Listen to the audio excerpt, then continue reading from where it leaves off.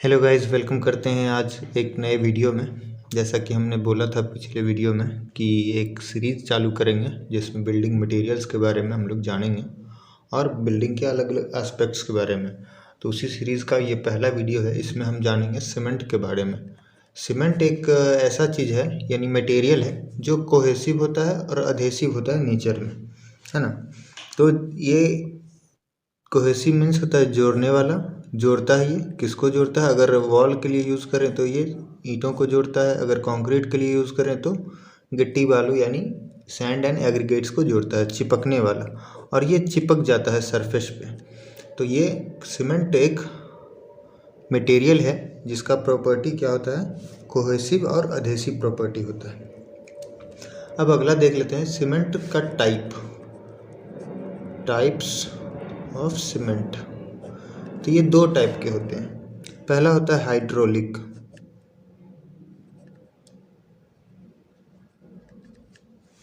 और दूसरा जो होता है वो होता है नॉन हाइड्रोलिक। तो पहले हम लोग देख लेते हैं हाइड्रोलिक क्या होता है, फिर नॉन हाइड्रोलिक देखेंगे। हाइड्रोलिक जो होता है ये ऐसा सीमेंट है जो वाटर के साथ मिलने के बाद ही ये हार्ड होता है। यानी सीमेंट जो होता है पाउडर फॉर्म में होता है, जब इसको वाटर के साथ मिलाएंगे, मिक्स करेंगे, तो वो क्या हो जाता है? सेट हो जाता है। एंड सेट होने के बाद हो जाता है हार्ड। तो हाइड्रोलिक मीन्स वाटर। तो ये वाटर के साथ मिलके सेट होता है, सेट होने के बाद हार्ड हो जाता है। तो इसका एग्जाम्पल हो सकता है पोर्टलैंड सीमेंट, पोर्टलैंड सीमेंट। और नॉन हाइड्रोलिक जो होता है, अच्छा, ये स्टेबल हो जाता है। उसके बाद एक बार अगर आपने वाटर के साथ इसका रिएक्शन करवा दिया तो फिर वो वापस होने वाला नहीं है, ये स्टेबल सॉलिड बन जाता है। दूसरा होता है non hydraulic. Non hydraulic means इसमें वाटर का रिक्वायरमेंट नहीं होता है। तो ये क्या होता है ना कि कैल्सिनेशन होता है किसका? जिप्सम का, और या नहीं तो कह सकते हो लाइमस्टोन का। लाइमस्टोन का और जिप्सम का कैल्सिनेशन यानी कैल्शियम के साथ ये दोनों मिलके क्या बना देता है? ऐसा बना देता है प्रोडक्ट जो वाटर रेजिस्टेंस नहीं होता है। यानी इसमें वाटर का ज़रूरत तो नहीं होता है, लेकिन ये जिप्सम यानी तो लाइमस्टोन के साथ मिलकर प्रोडक्ट बनाता है। ठीक है, ऐसा प्रोडक्ट बनाता है जो वाटर प्रूफ नहीं होता है। यानी कि इसमें वाटर का रिक्वायरमेंट नहीं होता है। किसका रिक्वायरमेंट होता है? जिप्सम और लाइमस्टोन का। और इसका एग्जाम्पल जो होता है पीओपी, जो होता है प्लास्टर ऑफ पेरिस। जैसे हाथ वाथ टूटने पे लगाया जाता है प्लास्टर ऑफ पेरिस, और घर में किया जाता है प्लास्टर ऑफ पेरिस, पीओपी। ठीक है, तो अब हम लोग एक बार देख लेते हैं कि सीमेंट बनाने में कौन कौन सा रॉ मटेरियल लगता है और उसका कंपोजिशन क्या है। रॉ मटेरियल कंपोजिशन और उसका फंक्शन क्या है, यानी वो क्या चीज़ देता है, मतलब क्या, कौन सा चीज़ लगेगा, कितना लगेगा, और उसको लगने के बाद सीमेंट में कौन सा प्रॉपर्टी आएगा। ठीक है, तो सबसे पहले हम लोग देखते हैं लाइम ऑक्साइड। इसका जो केमिकल फार्मूला होता है CaO होता है। ठीक है, लाइम ऑक्साइड का होता है CaO। इसका कंपोजिशन जो होता है यानी परसेंटेज जो होता है 60 से लेके 65% तक ये हमारे सीमेंट में रहता है। ठीक है, कितना रहता है? लाइमस्टोन रहता है 60 से लेके 65% तक। अब एक चीज़ देख लीजिए, अगर ये इतना नहीं रहा, ठीक है, तो क्या होगा? सीमेंट का स्ट्रेंथ कम हो जाएगा, स्ट्रेंथ रिड्यूस हो जाता है। कब कम होता है? ऑन, और सेटिंग टाइम भी कम हो जाता है, यानी जल्दी ये सेट हो जाएगा।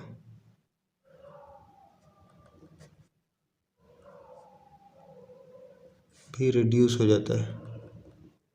यानी अगर 60 या 65% से कम रहा तब ये दोनों दिक्कत आ सकती है। क्या कि इसका मजबूती कम हो जाएगा, दूसरा जल्दी सेट हो जाएगा। क्या नहीं रहने से? लाइम ऑक्साइड नहीं रहने से 60% या 65% से कम रहने से उसका मजबूती कम हो जाएगा और दूसरा सेटिंग टाइम भी कम हो जाएगा। अब दूसरा होता है सिलिका। सिलिका का फॉर्मूला होता है SiO2। ठीक है, ये जो है ये हमारा 17 से लेके 25% तक रहना चाहिए सीमेंट में।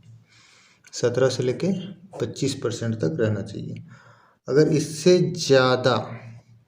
इससे ज़्यादा सिलिका पड़ गया तो हमारा जो है ये सीमेंट का जो कंक्रीट बनाएंगे उसका सेटिंग टाइम जो हो जाएगा, क्या हो जाएगा? स्लो हो जाएगा। यानी हमको जो एक दिन में सेट हो जाता था 1.5 दिन लग जाएगा, 30 घंटा लग जाएगा। यानी स्लो सेटिंग होगा, धीरे धीरे सेट करेगा, वो चिपकेगा नहीं, वो जोड़ने वाला कोहेसिव प्रॉपर्टी कम हो जाएगा उसका। ठीक है, तीसरा होता है एल्यूमिना। तो ये पहला हो गया, ये दूसरा हो गया, तीसरा होता है एल्यूमिना। एल्यूमिना का होता है Al2O3। ठीक है, इसका जो कंपोजिशन होता है यानी परसेंटेज वो ज़्यादा नहीं होता है, 3 से 8% तक ही रहना चाहिए। ठीक है, अगर ये ज़्यादा हो गया तो भी ये कम हो। देखो लाइमस्टोन क्या है, कम अगर हो गया तो ये मजबूती कम कर देगा, अगर ये ज़्यादा हो गया तो भी स्ट्रेंथ को क्या कर देगा? रिड्यूस कर देगा। अगर ये ज़्यादा हो गया तो क्या करेगा? स्ट्रेंथ कम हो जाएगा। और अगर ये नहीं रहा तो फिर वही स्लो सेटिंग हो जाएगा। और ये इसके रहने का कारण क्या है, ये क्यों रहता है? ये क्विक सेटिंग,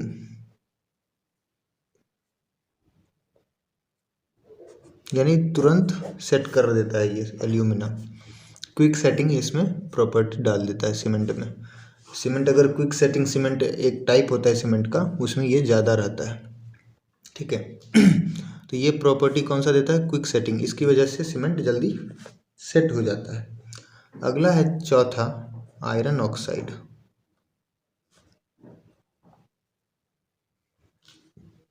ये भी बहुत कम रहता है, या तो आधा % रहे यानी तो 6% तक, 0.5 से 6% तक ये रह सकता है।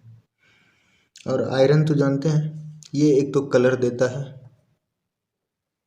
कलर के लिए ये रिस्पॉन्सिबल है।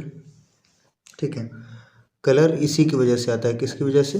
सीमेंट में जो कलर आता है वो आयरन ऑक्साइड की वजह से आता है। और दूसरा है कि सारे को जो भी अलग अलग मटेरियल है इसका इंग्रेडिएंट सबको मिला देता है। ये सबको क्या कर देता है? फ्यूज़ करवा देता है।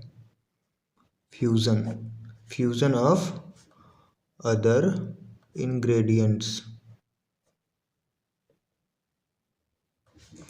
अलग अलग इंग्रेडिएंट्स जो है ये सब उन सबको फ्यूज़ करवाता है, माने मिला देता है। कौन? Iron oxide. अगला है पांचवा, मैग्नीशिया। मैग्नीशिया जो होता है इसका MgO होता है। ठीक है, ये भी हमारा इसी के अनुसार से रहना चाहिए, इससे भी कम, 0.5 से लेके 4% तक ही होता है ये। ठीक है, और ये भी वही चीज़ देता है, कलर देता है और हार्डनेस देता है। ये जो सीमेंट जो हार्ड हो जाता है किसकी वजह से होता है? मैग्नीशिया की वजह से। छठा जो होता है सोडा या पोटाश। सोडा का होता है Na2O,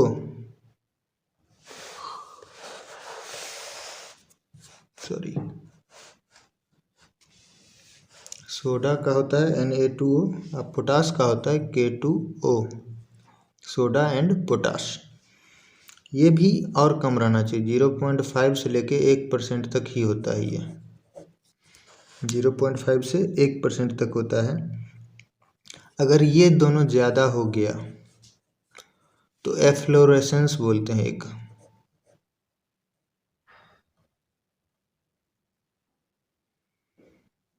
एफ्लोरेसेंस EFFLORESCENSE एफ्लोरेसेंस। और दूसरा क्या होता है कि क्रैकिंग हो सकता है। क्रैकिंग एफ्लोरेसेंस मतलब छेद छेद रह जाएगा आपका सीमेंट में। अगर ये ज़्यादा रहा, सोडा और पोटास अगर ज़्यादा रहा तो क्रैकिंग, यानी बीच बीच में वॉइड माने खाली जगह रह सकता है, उसकी वजह से क्रैकिंग हो जाएगा। सातवां जो होता है सल्फर ट्राइऑक्साइड।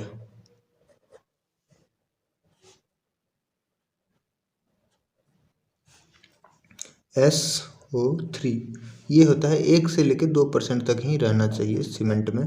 और ये जो होता है सीमेंट को साउंड बनाता है। ठीक है, ये सीमेंट को क्या बना देता है? साउंड। तो अगला हम लोग देखते हैं कि कितना पानी चाहिए सीमेंट के लिए। ये तो हो गया कंपोजिशन। क्या क्या चाहिए कंपोजिशन में? लाइम ऑक्साइड, सिलिका चाहिए, एल्यूमिना चाहिए, आयरन ऑक्साइड चाहिए, मैग्नीशिया चाहिए, सोडा एंड पोटाश, और अगला सल्फर ट्राइऑक्साइड। अब हम लोग देखते हैं कि अगर कंक्रीट इससे बनाते हैं तो कितना हमको पानी चाहिए हाइड्रेशन के लिए। पानी अगर कंक्रीट में मिलाते हैं, वाटर सीमेंट रेशियो ये जो होता है 0.4 से लेके 0.6 तक होना चाहिए। यानी सीमेंट अगर 1 kg है तो पानी जो होगा हमारा 400 ग्राम या 600 ग्राम के बीच में होना चाहिए। मतलब मिनिमम आधा समझ लीजिए, है ना। 50% 40 से लेके 60% तक वाटर रहना चाहिए। अब अगला देख लेते हैं सीमेंट का टाइप्स ऑफ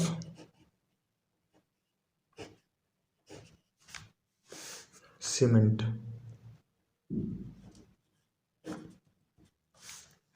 ये जो है अगले वीडियो में हम लोग करेंगे।